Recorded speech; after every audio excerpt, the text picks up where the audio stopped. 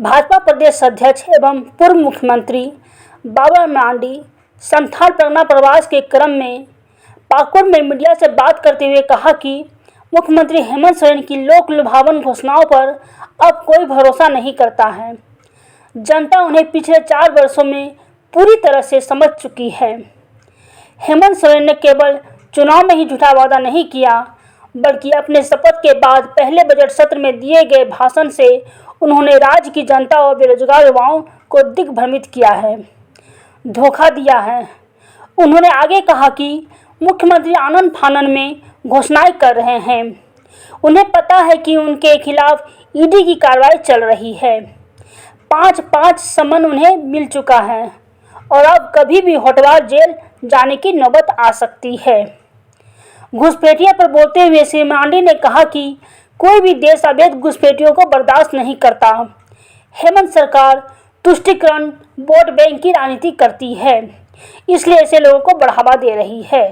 तो कुल मिलाकर के मैं कहूंगा कि 2024 की हम सब लोग तैयारी में लगे हुए हैं, क्योंकि 2024 में राजमाल लोकसभा और चाईबासा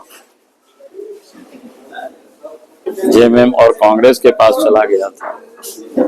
तो इस बार हम सब लोगों के ये प्रयास है कि ये दोनों लोकसभा यानी कुल मिलाकर के झारखंड की 14 के 14 लोकसभा बीजेपी के या गठबंधन एनडीए के खाते में जाए, उसकी हम सब लोग मेहनत कर रहे हैं। तो राजमाल में जो बारात तैयार है, उसका दूल्हा कौन है?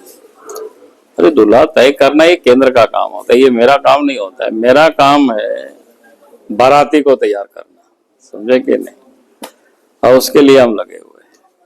झारखंड सरकार आपकी योजना, आपकी सरकार आपके द्वार की शुरुआत कर पाकुड़ से करी, इसको किस रूप में देखते हैं? देखिए, हेमंत सोरेन से आप लोगों की कोई विश्वास नहीं है, कोई भरोसा नहीं है। मैं आपको एक घटना याद कराता हूँ। जब सरकार बनी इनकी 2019 के दिसंबर में, 28 या 29 दिसंबर को, और उसके बाद मार्च में फरवरी में बजट सत्र हुआ, तो सरकार ने बड़ा दमखम से घोषणा की थी, नौजवानों को रोजगार देंगे, नहीं तो भत्ता देंगे। और वो भी बजट भाषण में वित्त मंत्री ने, मुख्यमंत्री ने किया है। आज भी उसका पुस्तक उपलब्ध है, आप सब लोग मंगा सकते हो। तो हम लोगों को लगता था कि चलो भाई, सरकार कोई रोजगार नहीं तो कम से कम ये बेरोजगारों को भत्ता देगी तो बड़ी बात है। लेकिन आज तक एक भी नौजवानों को कोई भत्ता नहीं दिया।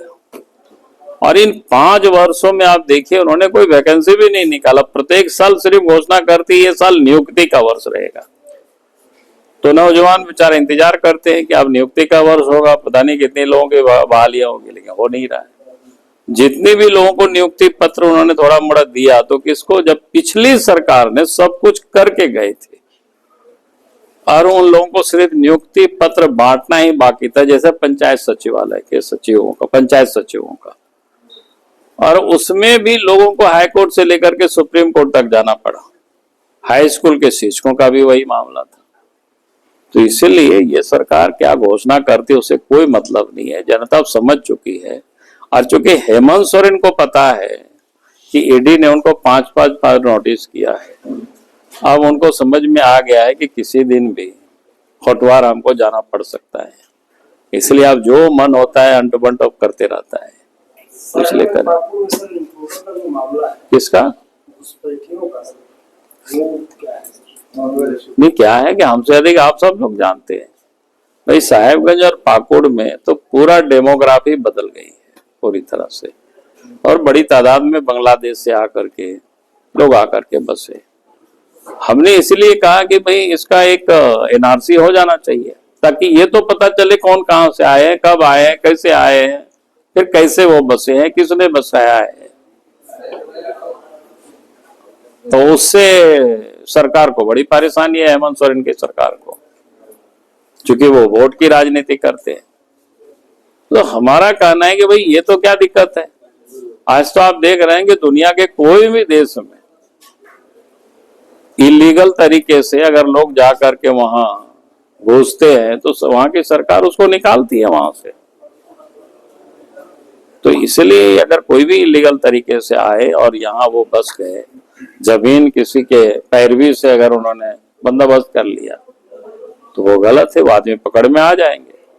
किसी का भी अगर गलत तरीके से आधार कार्ड भी बन गया, क्योंकि आधार कार्ड वैसे नहीं बनता है नए लोगों का, जब भी बनता है तो कोई ना कोई जनप्रतिनिधि रिकमेंडेशन करते होंगे, चाहे विधायक हो, सांसद हो, मुखिया हो, और वो सब रिकॉर्ड आज सब होगा, वो सब रिकॉर्ड में।